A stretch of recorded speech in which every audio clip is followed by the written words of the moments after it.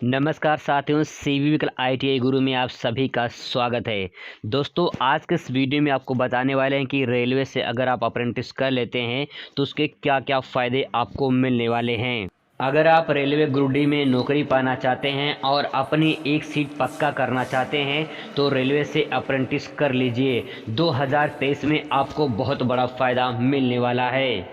अभी हाल ही में जो ग्रुप डी का रिज़ल्ट जारी हुआ है उसमें जो रेलवे से अप्रेंटिस किए थे उनका अलग मेरिट बना हुआ है और जो रेलवे से अप्रेंटिस नहीं किए हैं उनका अलग मेरिट बना है। दोस्तों, सबसे बड़ा फ़ायदा इसका ये होता है कि अगर आप रेलवे से अप्रेंटिस किए हैं तो आपका कम मेरिट में भी सिलेक्शन हो जाता है। दोस्तों, जब रेलवे ग्रुप डी की वैकेंसी आती है तो उसमें बहुत भारी मात्रा में वैकेंसी आती है।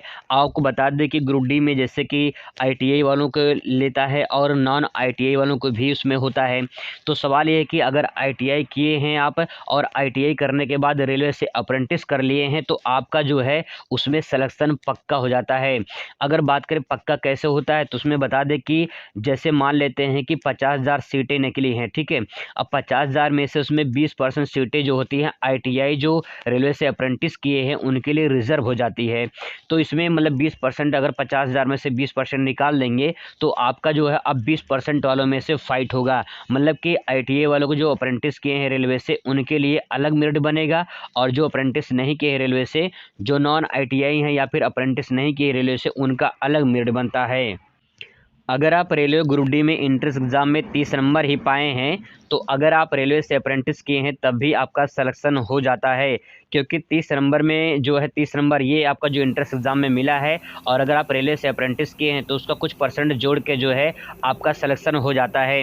दोस्तों, सबसे बड़ी फ़ायदा ये होती है कि जब अगर जो रेलवे से अप्रेंटिस किए होते हैं उनका अलग जो मेरिट बनता है उनमें जो है जो अप्लाई किए होते हैं, मान लीजिए 20,000 सीटें, 50,000 में से 20,000 सीटें अगर निकाल दिया जाए तो 20,000 में जो रेलवे से अप्रेंटिस किए उनके लिए रिजर्व की जाती है और 20,000 लोग आवेदन नहीं कर पाते हैं।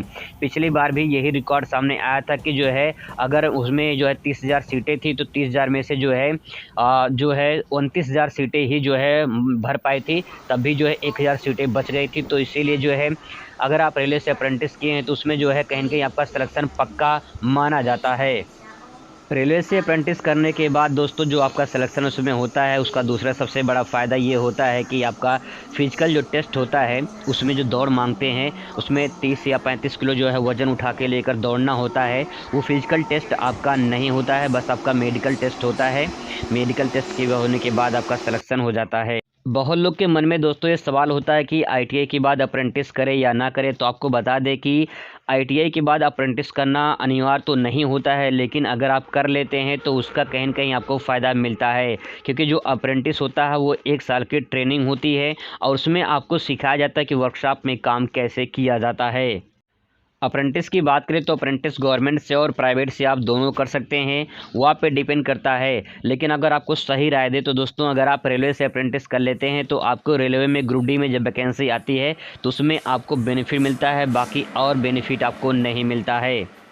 अगर आप किसी दूसरे कंपनी से, प्राइवेट कंपनी से या फिर गवर्नमेंट कंपनी से कोई भी उस जगह से एनटीपीसी हो गया, वेल हो गया, एचएल हो गया, अगर यहाँ से जैसे या फिर हीरो हो गया, मारुति सुजुकी, टाटा मोटर्स हो गया, अगर आप यहाँ से अप्रेंटिस पूरा करते हैं और अगर आप चाहते हैं कि मुझे रेलवे में या फिर किसी में छूट मिल जाए तो उसका बेनिफिट नहीं मिलता है। अगर आपने अप्रेंटिस कर लिया है तो उसका जो है किसी भी गवर्नमेंट में कुछ उसका कोई परसेंट छूट नहीं मिलता है।